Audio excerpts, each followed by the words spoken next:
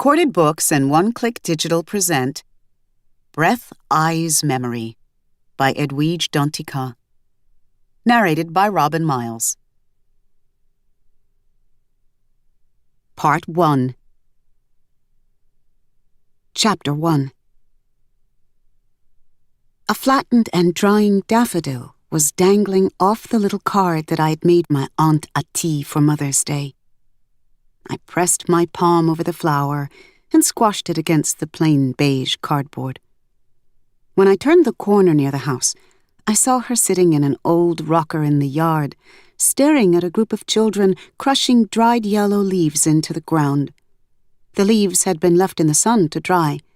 They would be burned that night at the Combite potluck dinner. I put the card back in my pocket before I got to the yard. When Tante Ati saw me, she raised the piece of white cloth she was embroidering and waved it at me. When I stood in front of her, she opened her arms just wide enough for my body to fit into them. "How was school?" she asked with a big smile. She bent down and kissed my forehead, then pulled me down onto her lap. "School was all right," I said. "I like everything but those reading classes they let parents come to in the afternoon. Everybody's parents come except you. I never have anyone to read with, so Monsieur Augustin always pairs me off with an old lady who wants to learn her letters, but does not have children at the school." "I do not want a pack of children teaching me how to read," she said. "The young should learn from the old, not the other way. Besides, I have work." A blush of embarrassment rose to her brown cheeks. "But one time, I would have given anything to be in school. But not at my age. My time is gone. Cooking and cleaning, looking after others, that's my school now. That schoolhouse is your school. Cutting cane was the only thing for a young one to do when I was your age. That is why I never want to hear you complain about your school." She adjusted a pink head rag wrapped tightly around her head and dashed off a quick smile, revealing 2 missing side teeth. "As long as you do not have to work in the fields, it does not matter that I will never learn to read that ragged old Bible under my pillow." Whenever she was sad, Tante Ati would talk about the sugarcane fields, where she and my mother practically lived when they were children. They saw people die there from sunstroke every day.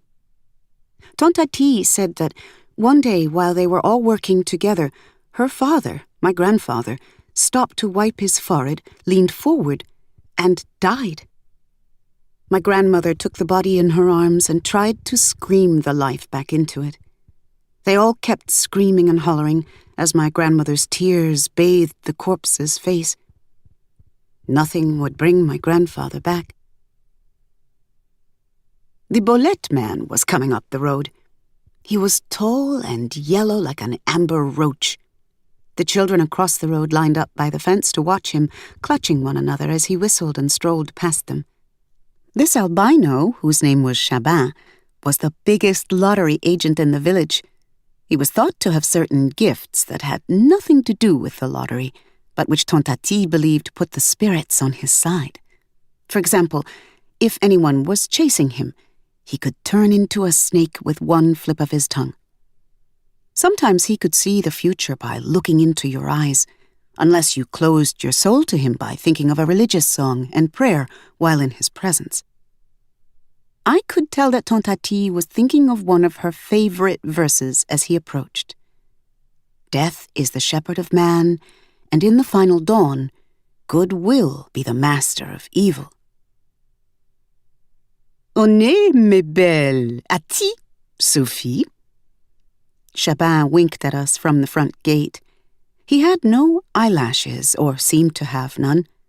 His eyebrows were tawny and fine like corn silk, but he had a thick head of dirty red hair. "How are you today?" he asked.